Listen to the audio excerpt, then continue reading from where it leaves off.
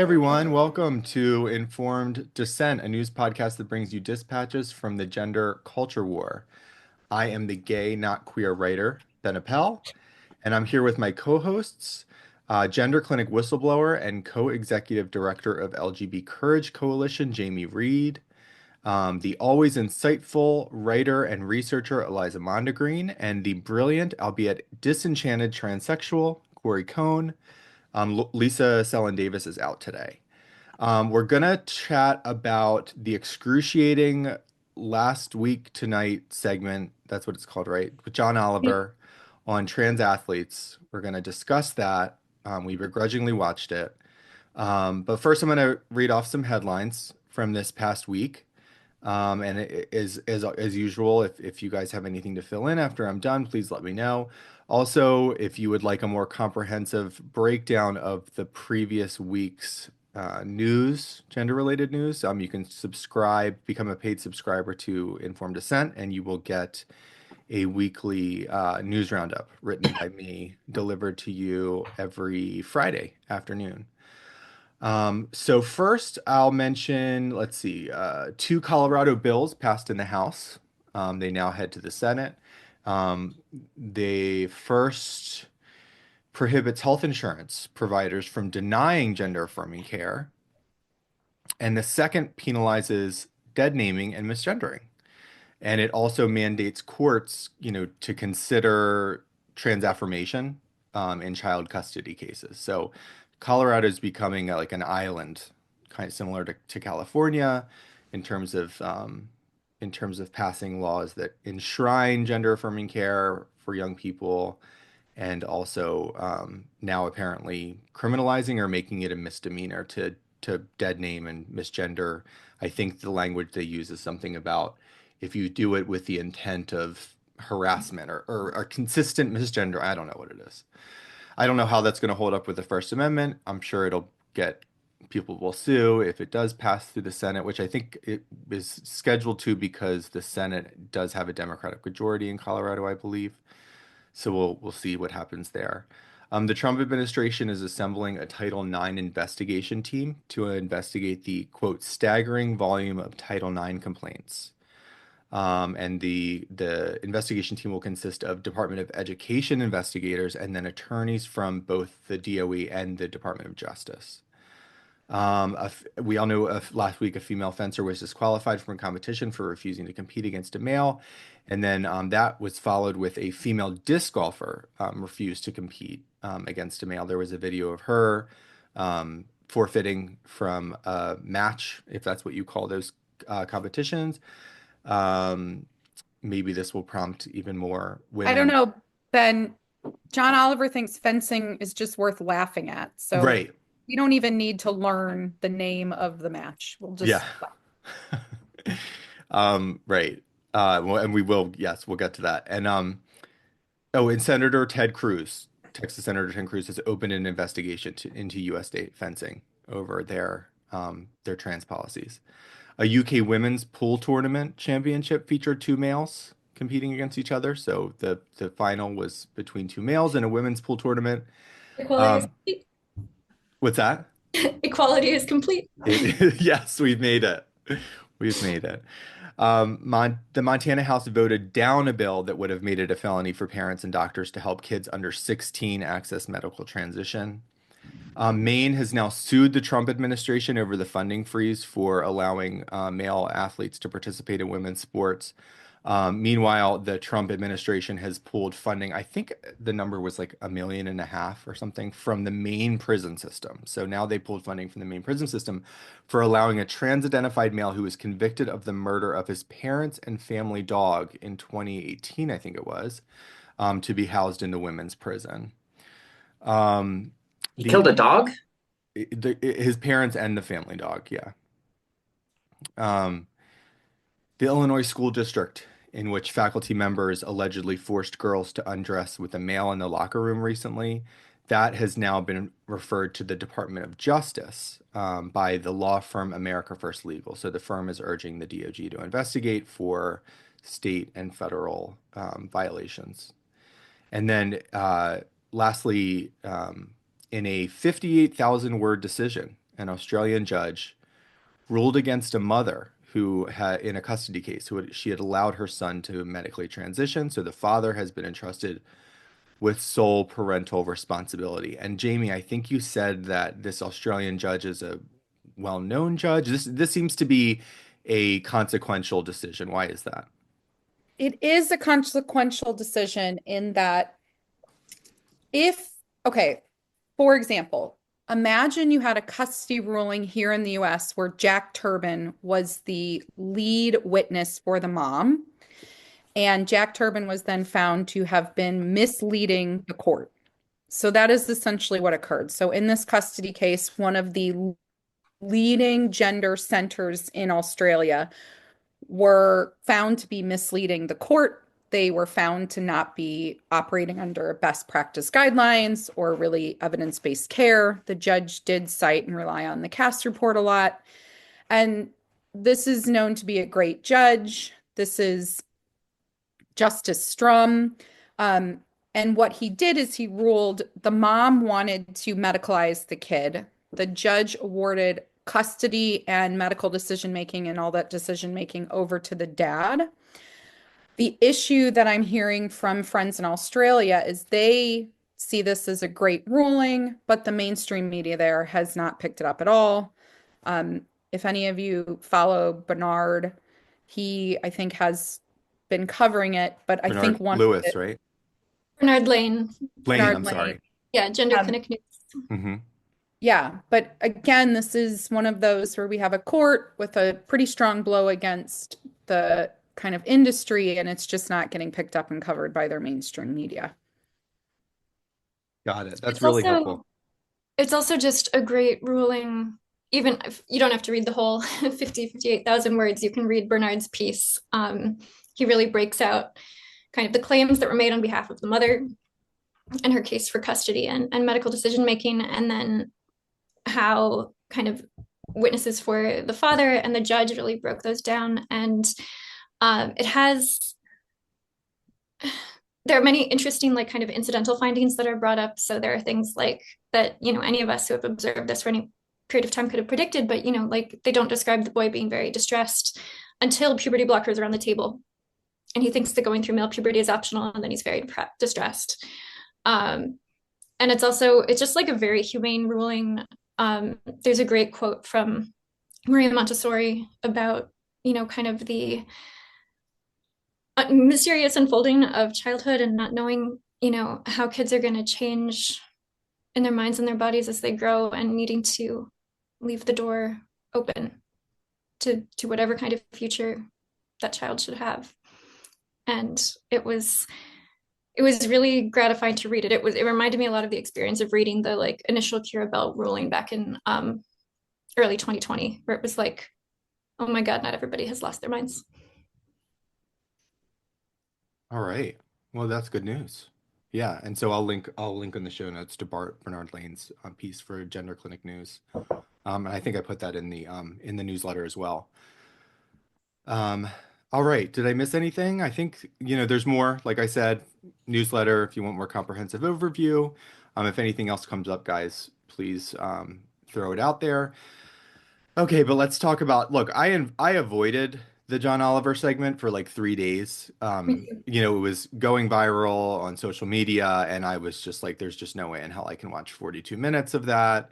Um, and then finally I thought, well, I'm gonna write this newsletter, so let me do it for the folks that are subscribing, and I can write about it there and cover it. And then obviously I realized, this is really something that we should talk about, and I think we all agree. Did you struggle? I think we all struggled, right? I gave it 10 minutes the first time, turned it off. Couldn't, I was angry and kind of disgusted and turned it off and had to come back to it. What about you, Eliza? I think you said the same thing, right? Uh, it was painful to get through. I have this bad habit of trying to multitask with yoga, which I realize is not probably how the mindfulness part of yoga is supposed to work. You try to I think John Oliver. I think it's just okay. It's not yoga. It's just stretching. But I was Okay. very I can understand that. Well, Yeah, okay, so let's go through it. It was the entire episode essentially. And it was It was. his and so he does show different clips. It was, it wasn't just like, oh, the kind of usual maddening like, talking points. It was actually blatantly offensive. It was cruel, it was sexist, it was stupid.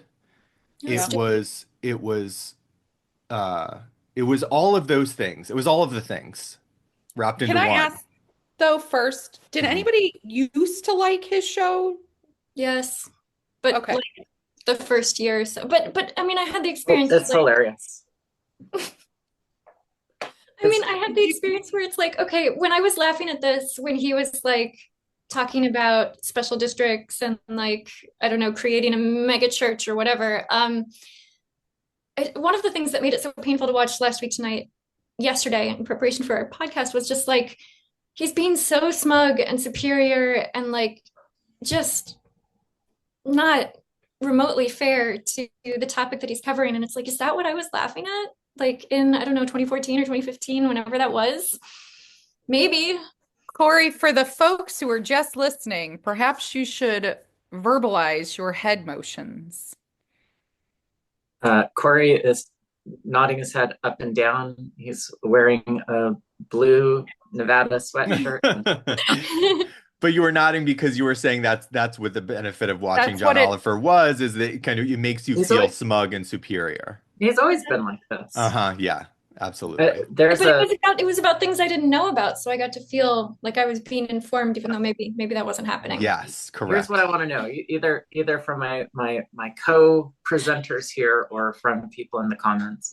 I'd like you to go back and watch something from John Oliver back when you liked John Oliver, even if it's just some clips on YouTube, and then tell me, do you see him with in a different light, or do you think that he has changed?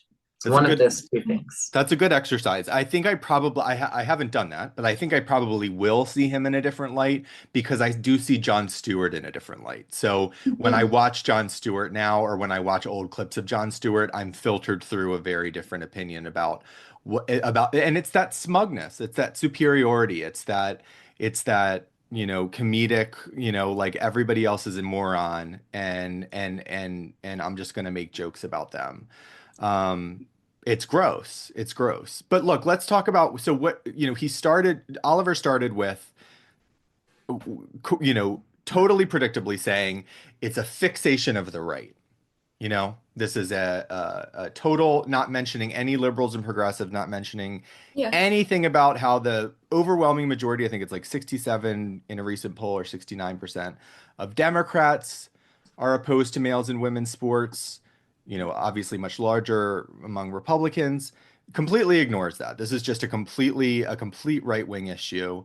He begins there and then he also ends there because what is so aggravating about this, and it also made me aggravated with the speaker Mike Johnson, which is that he ends or nearly ends with a clip of Mike Johnson saying, man cannot be women because the Bible says so, something like that. And the audience laughs predictably. Mhm. Oliver says, "Oh yeah, because the Bible says that this, and I'm glad yeah. that we know."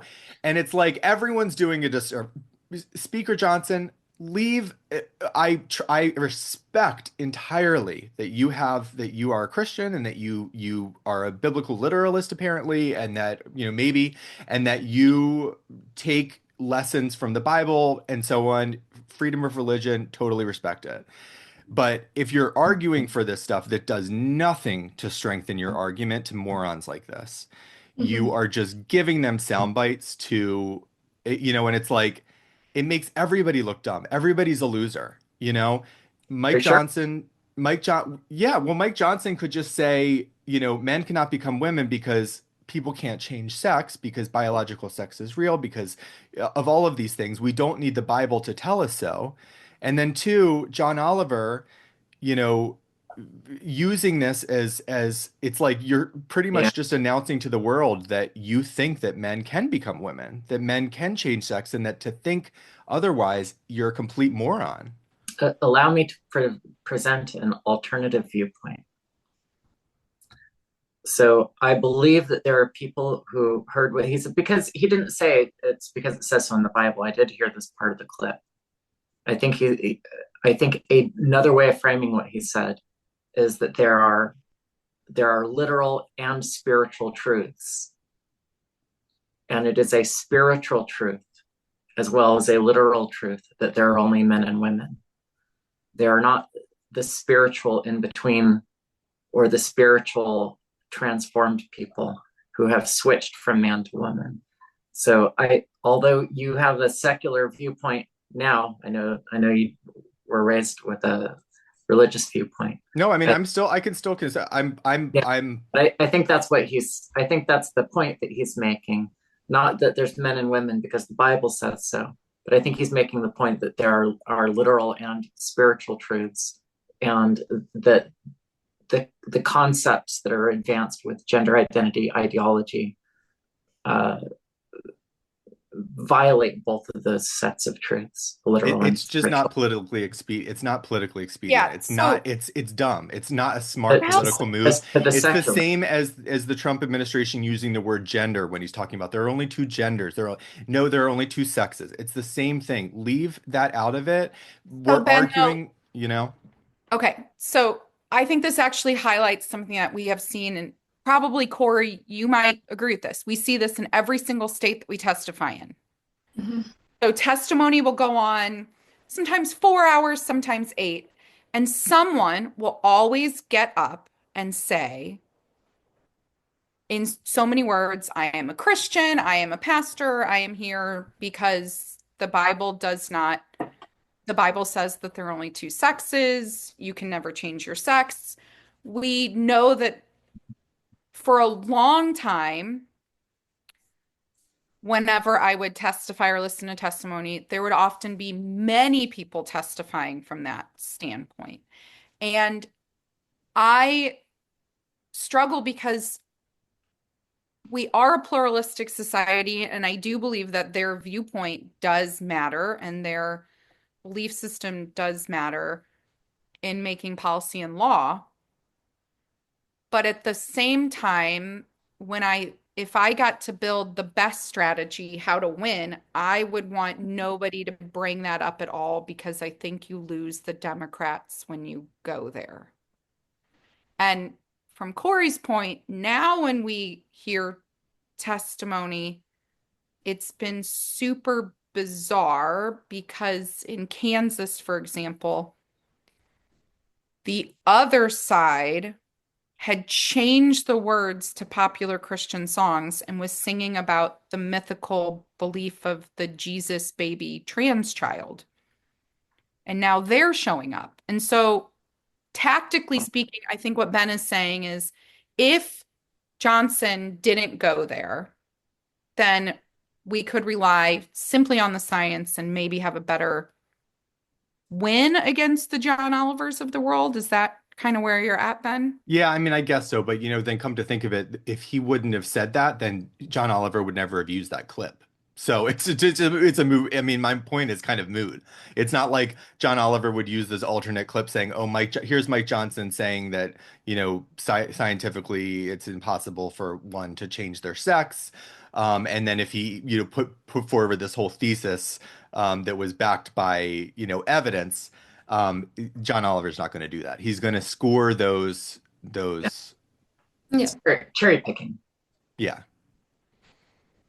But it does. And also, if we're going to argue that, I don't want an argument against what is clearly a belief system, and kind of the best argument is this is a belief system, gender ideology or gender identity ideology, this belief system, this dogma that's being enshrined into law that violates our freedom to reject what others believe. We can respect what others believe, but we do not have to believe it ourselves.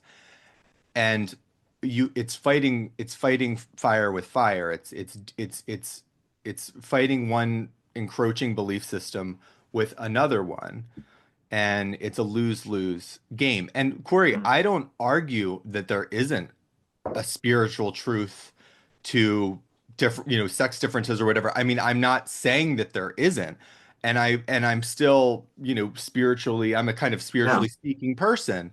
But when it comes to how advantageous it is in this situation, it's just not. And we're dealing with another side that is delusional, that's crazy, that puts out 42-minute episodes like John Oliver's that are apparently, I learned, I think you guys might have learned this as well, that his fact checker is a trans-identified male. Is that right? Did you learn that? Oh, you can hardly tell. Right. D Brent, I believe. In the picture that I saw online, he's holding a Emmy, so maybe he's an Emmy winner. I'm not sure. He has purple or lavender hair. Um, but yeah, so I don't know. Okay. Well, I wanna add one more thing here before we continue, Okay. because I think this is maybe a blind spot for us, because probably of the four of us or the five of us, I am politically furthest away from the left, whichever direction I'm in. I believe that we're likely to. This is maybe a callback from the past as well. I believe that when we hear these references like Mike Johnson makes, in the Bible, God made man and woman. I think that we have to pay attention that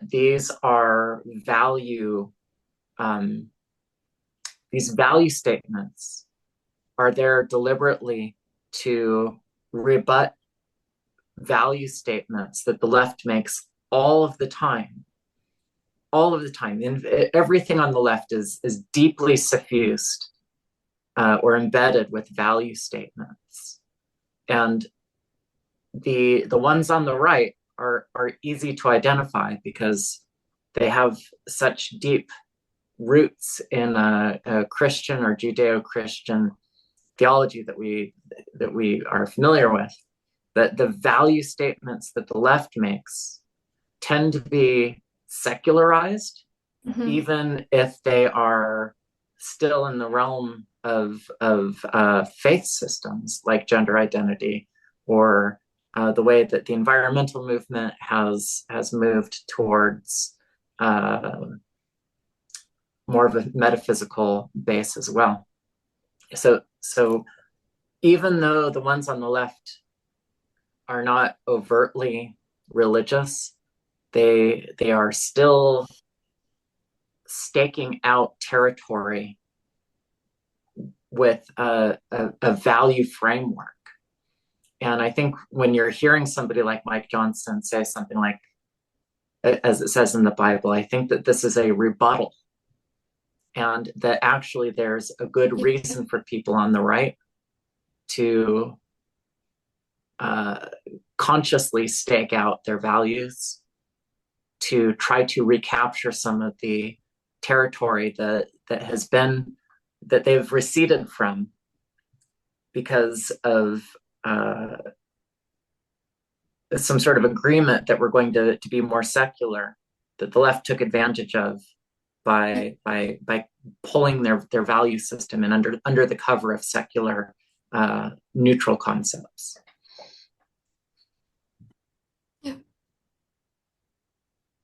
Sorry, I'm not articulating it very well, but I see it in my mind.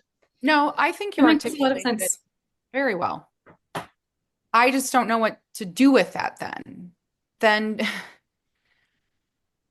I always then want to understand, how do we then, is there a tactic, or is there a way to, do we point out to the left, you're being just as religious but in a different way? Or do we,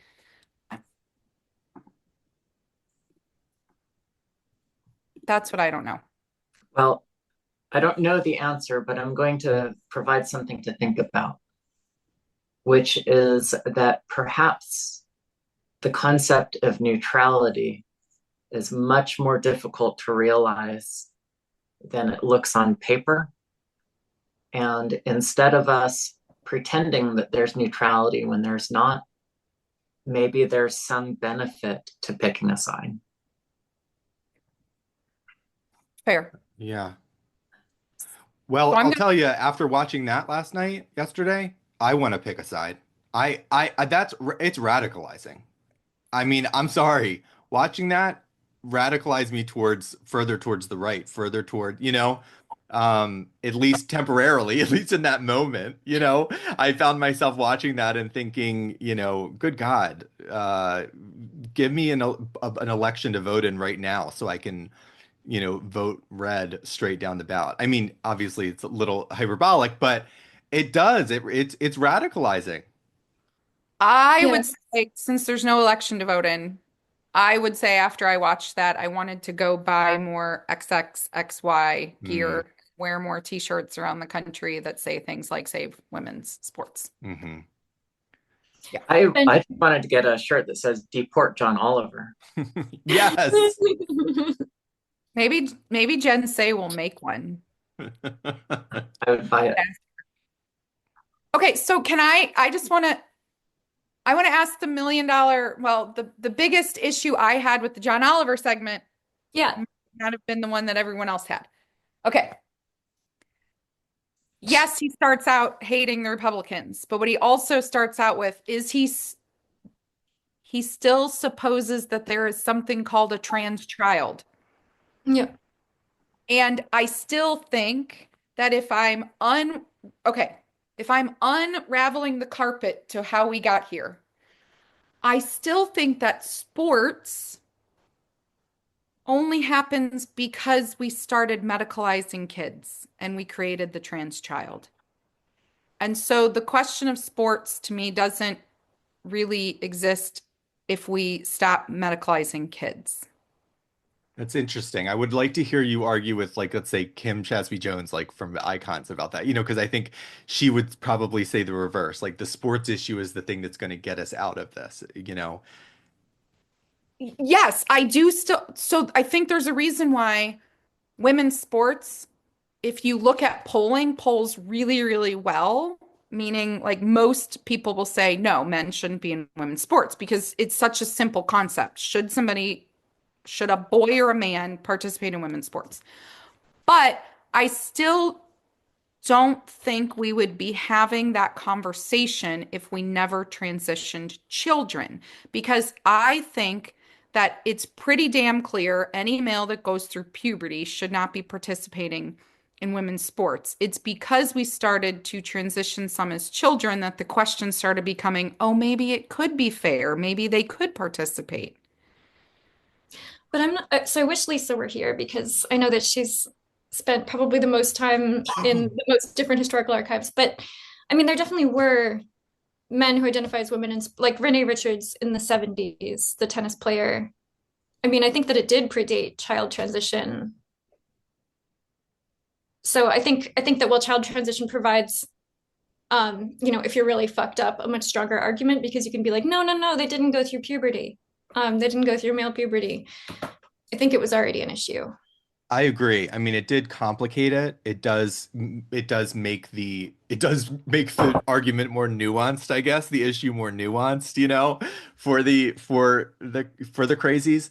But look, when we're talking about, and I hear what you're saying, Jamie, but when we're talking Yeah. about, okay, it's kind of common sense that, males who have gone through puberty, people understand that there's this natural advantage, but there's still, even John Oliver, the only allowance that he made consistently throughout it was at the elite level. Now, I understand that there can be a debate at the elite level, but when he's talking about high school sports, when he's talking about anything, and high school sports, boys have gone or are going through puberty or have gone through puberty. At the very least, they've commenced it and likely have completed puberty, by their junior, senior year. So this is there is that benefit and that issue and that and people feel very strongly about high school male athletes being able to compete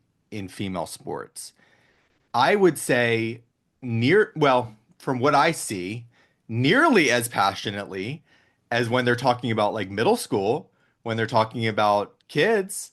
I mean, there are so many. I think maybe that has to do too with the fact that young people and young women are kind of led to believe that they shouldn't be objecting to these things, or that this is okay, or that if they're going to be kind and good people, that they should accept this. Um, but I, it's definitely complicated it, but I think that, yeah. Yeah. But there, what's interesting too is that I think this segment is like such a great case study. Like it's such a great illustration of how, this kind of propaganda works, and all of these different techniques that one uses, Hmm. these tools, these, because like even at the beginning, these subtle, like he even makes a subtle plug for censorship, you know? It's like he claims that, you know, it's the GOP spending on trans ads and messaging that's actually what's convincing people to think that this is an issue. That people Yeah. are being like brainwashed by quote unquote anti-trans messaging and hate speech, rather than, just using their common sense and their rational minds, which is a plug for censorship. It's a plug for we need to be more vigilant about policing this kind of speech and policing this kind of language, because it is actually working to convince people to hate trans people. Subtle little things like that. He gets through these different arguments, and then at one point he says, "Okay, now I've gotten to this. I've mentioned this, and this. So now I've proved that um, I, I've made the argument. I've proved my point. So now let's move on. Like now you're Hmm. all with me. Hmm. Now we've gotten all that settled. So I know I've convinced you. Let's move on." And again, it's a tool. It made me think of, and I think about this all the time. There was this tweet in maybe 2020, and I can't even remember who it was. Listeners maybe can help me. I'll put it in the show notes.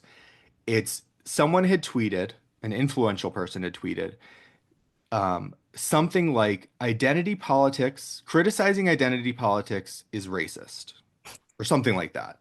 Like saying you're opposed to identity politics is racism. And then it said, repeat that in your head until it sinks in. Repeat it as many times as you can in your head until it sinks in. Of course, it got like a gazillion likes, right, on Twitter at the time. But I look at that and I think, what the F is this? Like repeating it's this trans women are women, trans men are men. These dogmas, repeat them until they sink in. And it's like, it's that same tactic, it's that same move to, and that's why the importance of language. I mean, if anything, like talk about radicalizing, I'm like, oh my God, I am never I'm not using preferred pronouns, I'm only using sex-based I mean, when he says, uh in our post-election show, I said, quote, there are vanishingly few trans girls competing in high school sports anywhere. And even if there were more, trans kids, like all kids, vary in athletic ability, and there's no evidence that they pose any threat to safety or fairness. And then he says, um, trans kids are going to injure kids just like all kids are going to injure other kids. When he's saying these things, he's saying boys are going to injure girls just like uh, Hmm. girls are going to injure girls when they're playing sports. That's what you're saying. You're saying that males are just going to injure women, and that we should all just deal with it. He goes on and on about how there's never been a case of an athlete, an instantaneous switch where an elite athlete goes from competing with men to then competing with women. And it's like, what about Leah Thomas? Leah Thomas took off Right. a year from swimming at the elite in college and then comes back. What does John Oliver think happens during this magical transition period? That this transubstantiation of like, does he literally think that Leah Thomas, or that there is a reasonable amount of time in which a male can become a female, like, or adequately female enough to compete against women? I mean, There's a good fake answer to that, Ben. what is that? What's the good faith answer? Well, although the research is wrong, it was nevertheless propagated Right. that when a man has his testosterone production squelched, zeroed out, that his performance levels drop. And it was propagated, it was wrong, but propagated that when those performance levels drop for so long a period, that they become like that of a woman's performance levels. Now I'm going to say it's wrong a third time. Nevertheless, somebody will probably want to try to correct me. I know that it's not correct. But I would love to But just, it was propagated. That idea yeah, was propagated. That is such a beautiful cow. Yeah. really, really beautiful. But it's like, it's just, I don't, what, the fact that otherwise seemingly intelligent people can believe these things Well, and that, but can that trust that they're true and wait, trust. wait, wait. It's a fact-based claim. So your belief should be informed by a fact, something that you can measure and observe repeatedly. So this shouldn't be a feeling about whether it's true or not. It should be something that's demonstrated factually. Right. So our objections to men competing with women, among them, are not just the claims about men having more access or opportunity. The claims are relate to the safety of women and relate to whether there are performance differences. And if those two things were zeroed out, if let's say for some reason that men became even more frail and weak than women, they don't. We know that they don't. But let's say for the sake of argument that that did happen, so that men were at even higher risk competing against women, and that men were even like confirmed weaker than women in women's sports, then the arguments for preventing them from competing would be it would be an uphill climb. Guess who makes that argument in this segment? Yeah, This trans sports scientist in John yeah, Oliver's segment right. Yeah. makes this argument and comes on screen and says, it's undoubtedly true that trans women will maintain some advantage in sports, not so much in endurance sports. Yeah, Okay, Joanna well, Hart. yeah, Joanna Harper. But in size and strength sports, trans women will also have some physiological disadvantages. Our larger frames are now being powered by reduced muscle mass and reduced aerobic capacity. And that can lead to disadvantages in terms of quickness, recovery, endurance, things that maybe aren't quite as obvious as being bigger and stronger.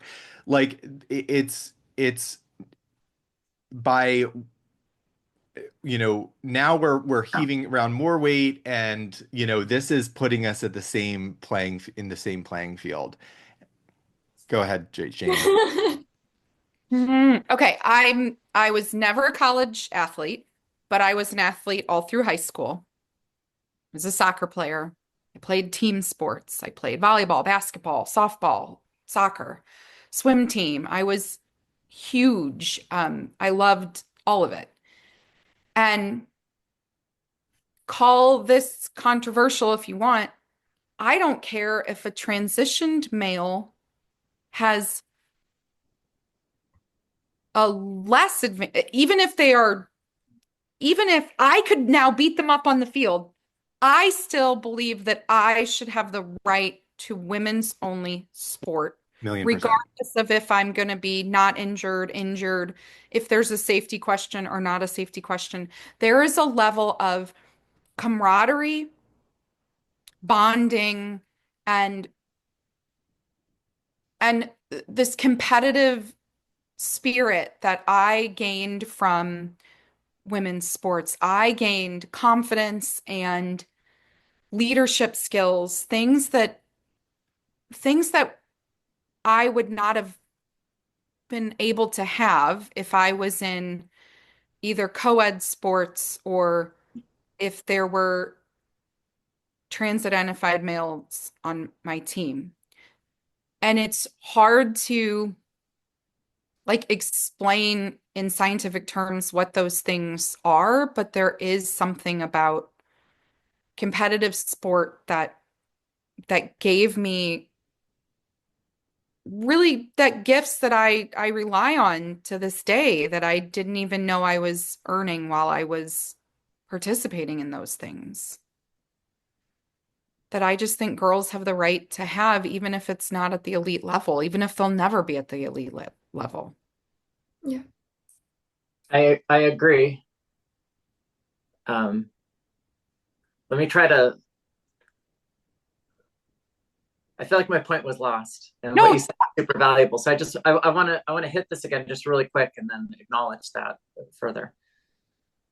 The people who support men playing in women's sports, like the thing that you said, is the thing that they really have to take on. So all of these arguments about the physical parts, because that's where about half of these arguments are coming from. People who are misinformed and think that the matter should be settled on the physical things and not the parts that you were just talking about are not necessarily dumb people. They have the incorrect facts and they have different values. What you just talked about makes perfect sense. And I think that this is where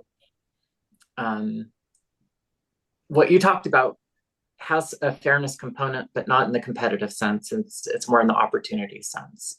What you talked about is in terms of being able to develop human development is critical, but it's not also not the part on the physical playing field part. yeah. So everything that you said is where the heart of the argument is. And when we're having the argument about values, we can dispense with all of the physical competition part in a sense, and just try to make that's a cat butt there. We like focus on the parts that you talked about. Like we should be able to pull the argument into that direction. You're right. You're right. That's a really good point, Corey, and you're right about that. And Jamie, that's a really good point that you brought up. I'm getting bogged down in arguing, but it's like why can't you understand this? And it's like there are also really valid and legitimate arguments that are being ignored, like Jamie's argument, like the fact that women, girls and women's sports, Title IX, all of these things have been put into place because women have historically been denied the opportunities that men have had. Girls have historically been denied the opportunities that boys have had. And that was the most frustrating thing about that. That was the most grotesque part of this segment to me. And I'm glad that you said that because this is where I had the most visceral reactions each time. It wasn't about the you need to run, Jamie? Okay, I'm sorry. Yeah, but I'm gonna miss you all. Okay. I'm gonna go get in a U-Haul now. Okay. You big Safe lesbian. travels. I know. Is it being towed by a Subaru? Uh, I'm Yes. not answering any of the rest of Okay. these questions. All right. It's the big lesbian U-Haul day, and I'm going. Okay. I will see you all Okay. next. Thanks, Jamie. Safe Bye. travels. The that was the most grotesque part about it wasn't about him, trying to downplay. I guess the maddening part, the frustrating part is him downplaying sex differences, the reality of sex differences. Yes, but we've gone over that a million times and you're right. Like that is what most of these arguments end up being about, but he actually touches upon the fairness for women and girls issue and Mhm. scoffs at it. He scoffs at this, and that was the most viscerally disgusting part. He brings up a clip of a trans-identified athlete saying, I, played on the men's team or the women's softball team, and everybody's saying that I should play on the boys baseball team, maybe people should focus on the fact that the boys baseball teams have these beautiful fields and the girls softball team has this horrible field that always gets flooded. And it's like, and so then it goes back to Oliver, and he's like, yeah, like, why are people worried about, a trans girl playing with girls? They should be worrying about, and it's like, that is the actual point. Girls sports, girls have been historically and are historically underfunded, and they have historically been denied these opportunities that boys have gotten. So yes, you're right. We actually should do both. We should have make sure so that girls continue that these opportunities are specifically and exclusively for them, and work so that their softball fields aren't getting flooded out and that they have quality playing conditions that are just as quality as the boys. Talking about how, oh, Riley Gaines is complaining because she tied for fifth place with Leah Thomas down to the hundredth of a second, and they made her, hold the sixth place trophy and gave Leah Thomas the fifth place trophy. Well, you can't even see what it says on the trophy. You can't see that one says fifth and one says sixth. Why should she even care? That's a heinous, disgusting, despicable thing to say. And for her, she shows a clip of her, and for her saying, I felt belittled, I felt ignored, belittled. And he laughs. He gets the audience to laugh at this video of this girl saying this. Does he include any clips about how, like when she went on Megyn Kelly and said we had to undress in front of these men, and that was the first time that I even knew that I was competing against a man was when I hear a man's voice in the locker room? I mean, no, we hear nothing about that. He laughed about Peyton McNabb. He says people are overplaying the hand. They're overplaying the story of Peyton McNabb getting a concussion in volleyball after being hit by a ball that was hit by a male because she went on to play softball later. That they're really overplaying this. It's And because the volleyball disgusting. player wasn't even that good. Like, it was like, okay. Well, that was the San Jose State. Then another woman comes on and says, a female athlete at San Jose State says, I feel unsafe playing against a male, and this is unfair." And John Oliver says, "Your team's 119th in the country." And the audience goes, like, what's the big, you're really not all that. That's Yeah. disgusting. It is disgusting, disgusting, disgusting. And yeah, hashtag deport John Oliver. I think he's a US citizen, but seriously, I would, now I'm being hyperbolic here, but I almost want to say that I would suspend the Constitution just so that could happen because it was repulsive. And the fact that this audience was clapping like seals for these things, Yeah. is, and the fact that I can tweet about this and then some gay guy comes up in my comments and says, "Oh, I thought made a pretty nuanced argument. I thought that it was pretty." Please, someone else talk. Okay, so that's what people think being nuanced means, I guess. I think it was one of the funniest points when I first heard it, and then one of the more chilling points when I thought about it was John Oliver was like, you can say anything about trans people as long as you add in sports at the end. And he's like, you can say things like, I don't believe trans women are women in sports. And it reminded me of the Chase Strangio tweet that was like, it's like you don't even believe that trans girls are girls. And it's like, well, yeah, like that's actually the whole point. And it's weird that like, are you not getting it? Are you pretending you're not getting it? I don't know what's happening. But the thing that is a little bit sinister when John Oliver does that is, he says at one point in the episode, maybe there are some reasonable conversations to have about elite athletes. Maybe if in the future there was some proof that like trans women had an advantage in sports, then maybe we could like revisit it and talk about it. Maybe there's a discussion at some point. But then he's also saying, if you are carving out sports and saying there's something different about this, or there's something, a gender identity claim that can be drawn into question in any arena at all, that is like this slippery slope and you shouldn't get on it and you shouldn't go there. And like, you should just, trans women are women in sports. It's great. It was like, don't start thinking about it. That's really what it felt like. And then there was the whole and I think Freddie DeBoer, I couldn't read his whole piece because it was behind a paywall, but Freddie DeBoer, not really thinking things all the way through with trans stuff, probably because of some family connections. One of those people who's unable to apply things that he knows about every other kind of like internet mediated adolescent mental health condition to what everybody else knows about trans stuff. He was like, John Oliver's part of the problem because he's not persuading people. And he's like, if we think that this, like, Democrats are losing on this issue, so either we have to prioritize it and say, okay, maybe this isn't a really, like, it would suck if we think that this is what progress looks like and we kind of have to put it on the back burner because, you know, nobody supports it. But like the thing that you definitely don't do is mock people and pretend that there's no basis for concern. Like you have to persuade people. And I will try to take Corey up on the assignment to go and listen to a really old episode of Last Week Tonight and see if that was ever happening. So Freddie DeBoer was saying that there is an argument to be made for this, but he's doing it poorly. He's saying that the approach of mocking instead of even trying to persuade people who don't agree is not going to work. And you just can't do that when you have an issue where he points out, 45% of Democrats don't support male athletes in female sports.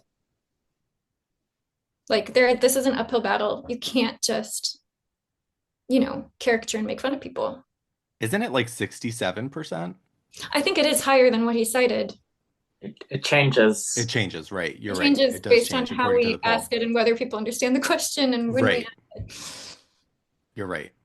Yeah, but in any case, he cited probably the most favorable numbers for his argument. Right. Yeah. What did you go ahead, Corey? To the extent that he can help peak people, good for him. If he's picking up the banner that Leah Thomas dropped, and he's just gonna keep running and peaking more people, God bless him. Well, that's what I tweeted. I said, if this would have aired right before the election, Trump would have won California and New York. Now, of course, that's a joke, but that's all I could think. I could think, holy hell, talk about peaking people. Yeah, I mean, you're right. You know what? Maybe thank you, John Oliver. Thank you for doing that. Thank you for it's worth all of the gray hairs that I got. It's worth all of the new space of hatred that I have in my heart for you. Wow. For peaking more individuals on this asinine issue. What did you think? Oh, well, Freddie DeBoer actually says, it's not completely inconceivable or something like that John Oliver could be like a Heritage Foundation plant just because he is exactly the stereotype of the self-righteous, smug, progressive that vast majority of the country has a serious allergic reaction to being exposed to. No. Spoiler alert. I mean, that's exactly what I said in the newsletter. I said that I'm left wondering if he's a covert GOP operative, because of how blatantly. Eliza, what did you think about his argument when he got to the point where he was doing the impression of what girls do in bathrooms? I was just thinking about that. The girls in the bathrooms gassing each other up. Well, I guess I want to say that I hope that he has never been in a woman's bathroom, but it doesn't seem like he probably has. Maybe people are having this experience, but I don't think that's why we have women's bathrooms. And what do you think he was trying to say with that when he says, everybody knows that when girls go into a bathroom, one says, "Oh, I love your lipstick. Oh, I love hair. Oh, this is your hair. Oh, it's amazing. Oh, da da da," and goes through this whole monologue impersonating kind of Valley Girl, ideal of a girl. What do you think he was trying to say? I mean, he's trying to say that he's basically trying to make it a very unserious claim that women would ever need this kind of space for themselves, because that's all we're doing with it. We're just gassing each other up and being, airheads, complimentary airheads. Because he can't talk about the reasons that women actually do need separate spaces. Like, okay, we've seen enough, bathrooms and changing rooms and things turn gender neutral, that like sexual assaults have gone up, voyeurism have gone up, things that, you know, women don't want to be subjected to, that we're much more at risk when men are allowed in.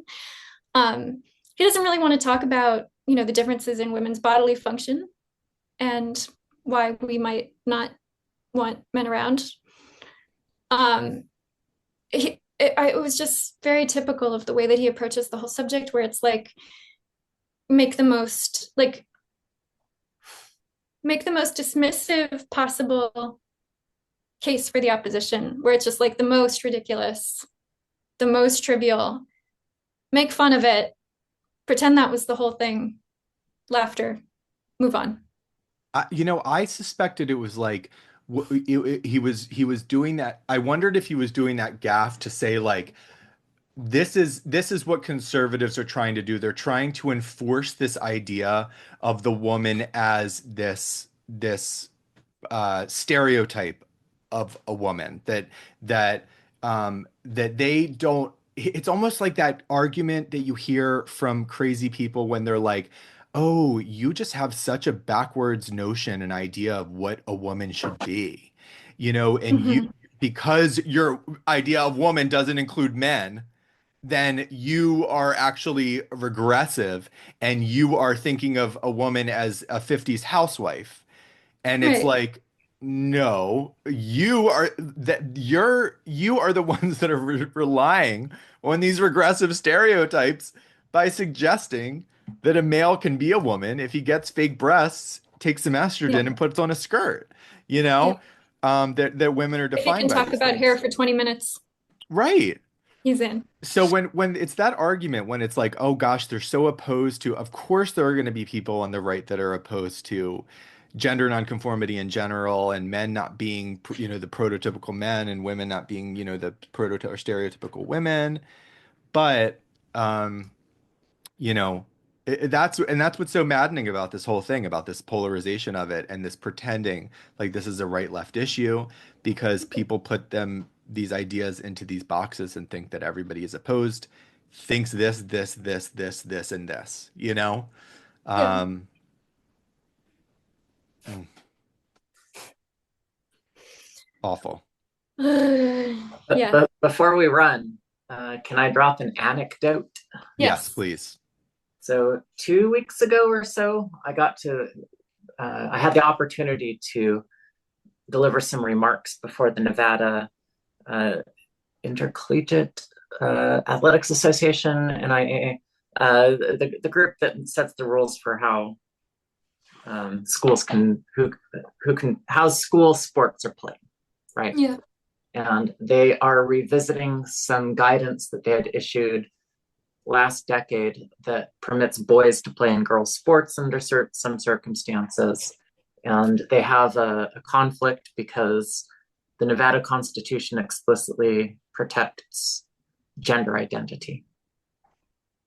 So in my remarks, I raised the point that in order to protect the rights in Nevada that are established on the basis of gender identity, males should be given as much protection as possible to play in their biological sex category. The boys who are gender diverse should not be picked on or abused or bullied or excluded or not permitted any sort of participation from playing on boys' sports.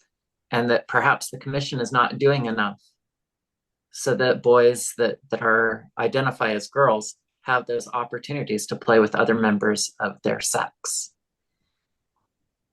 And were you did you do this live or via Yeah, it was virtual. virtual? Did you see anybody's responses or No, hear because anybody? Okay.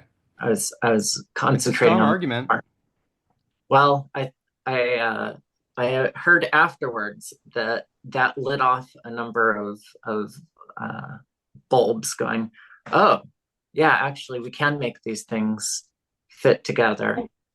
The girly boys cannot be picked on or treated badly in boys' sports, otherwise their rights are being violated. Yeah. Hmm. Maybe that'll Men, be the you next need lesson. we need more men to step up and try to solve this. Coaches and other male athletes. I'm really disappointed that there's no high school male athlete who's going to watch Informed Dissent, probably, Probably not. but maybe the mother or father of such an athlete will watch the segment and will say, come here and just check out this part. Well, but the thing is I don't think we have to even have to convince the male athletes. It's the female high school athletes that we unfortunately have to convince about this stuff No, because no, no. I know what you're saying. I know what you're saying, but let me finish my point. go ahead. Boys who are male athletes, high school athletes, need to be able to reach out to boys who are trying to play in women's sports and say, I want you to join us. I want you to try out on our team. I want you to be with us. You are welcome. You are included here because we are the same sex. However you identify, we are the same sex. And I want you to be with us, where we will still respect you and play with you as an equal teammate, so that the girls can go have their sports in a fair and safe way. Yeah. More boys could be doing that. Okay. I see what you're saying, and I agree. Yeah. Yeah. Come Shall on, we lads. do I said, come on, lads. Shall we do our non-gender things? Yes, please. What do you got? Somebody else has to go first. I don't know. Mine was the White Lotus finale. Okay. And it was specifically the scene where the woman who was on that show, The Leftovers, gives her speech at the table with her two friends about how she feels that there's something sacred about their friendship, even when they're just talking about asinine things. And she feels honored to be sitting at the table. And it was just such a poignant scene. I cried. I recorded it. I watched it again, cried again. I texted my friend about it. She's like, "Oh my God, my favorite scene was that one part." I cried. I said, "Oh my God, so did I." That is my shout out. I wanted to post it on, because I recorded it, I wanted to post it on X, but I was like, I don't know what copywriting is with all this stuff. I don't want to get in trouble for that. But then I see these clips going around of these shows, and I'm like, I guess that's okay. I don't know. Okay, what do you guys got? Corey? Well, I don't think this is quite gender related. It sort of is, but not gender identity related. Did either of you see that clip of Kemi Badenoch, the conservative leader? No. I read about it. Not watching Adolescence. Not watching Adolescence. This is mind-boggling. So there's these two hosts of a BBC show who are just excoriating this extremely competent political leader for not having watched a drama series on Netflix. And every time she's like, I don't need to watch Netflix to know these issues. There's a huge rape cover-up. Yeah. That the government just yesterday decided not to investigate any further. Like, there are things in reality that I'm paying attention to. I don't have time to watch Netflix. And the host keeps saying, well, this documentary is really affecting. And she's like, it's not even a documentary. It's not real. And these BBC hosts are just like, I don't know what's wrong at this point in history, but I feel like I just forgot the name of it. The show about the man he realizes that he's trapped in a novel with Will Ferrell. Anyway, Stranger Than Fiction. Stranger Than Fiction. I feel like I am in that circumstance, because there's no way that a political leader gets excoriated for not having watched a Netflix series, and that this is also real life. Julie Bindel, who we probably all know, the feminist writer, activist, she tweeted, she said, I demand to know what Kemi thinks of Godfather 2. how is this serious? Like, we'll never do anything serious if this is how if this is the discourse. Nothing serious will ever be decided. Yeah. Good point. All right, we've bought you some time, Eliza. Yeah. Okay, I'm just gonna have to go with a book. Which is not gender related because the author doesn't probably want to go there, but you can draw some conclusions. Susanna Sullivan, who is an NHS neurologist, she's written a couple of great books in the past about psychosomatic illnesses, and she has a new book called The Age of Diagnosis. And so she's exploring kind of the implications of taking on a diagnostic label as an identity, the implications of kind of genetic testing and other things that purport to tell you things about your future and how that might shape your life, whether you end up, developing such and such a condition or not. It's really fascinating. She's a wonderful writer, and really recommend it. How's your book writing going? Not really great. It's a slog. It's a I slog. know. Yeah. Yeah, I just have so much material, and I'm trying to figure out how to reorganize the section about like what's going on with young people, because I kind of have to set it up as like, all right, here's the theory, which is something's wrong. You figure out what it is. You embark on this difficult journey to address it, and then you become your true self. And then you have to back up and be like, okay, but maybe what is, let's be more descriptive about what's actually happening and how it doesn't really look like that. But yeah, I think I'm on my fourth or fifth document of like, okay, but this time I'm just going to start from the top and reorganize everything that I already have. And I haven't done that much writing. So not really great. But I empathize. I really do. yeah. All right, folks. Well, thank you for listening. And I apologize if I got really heated. I think I did. I think this was a big, like, Ben's complaining and going off again. It was really infuriating. It was. It was. Please subscribe to the newsletter, and then everyone have a wonderful week, wonderful weekend, and we'll see you all next week. Okay.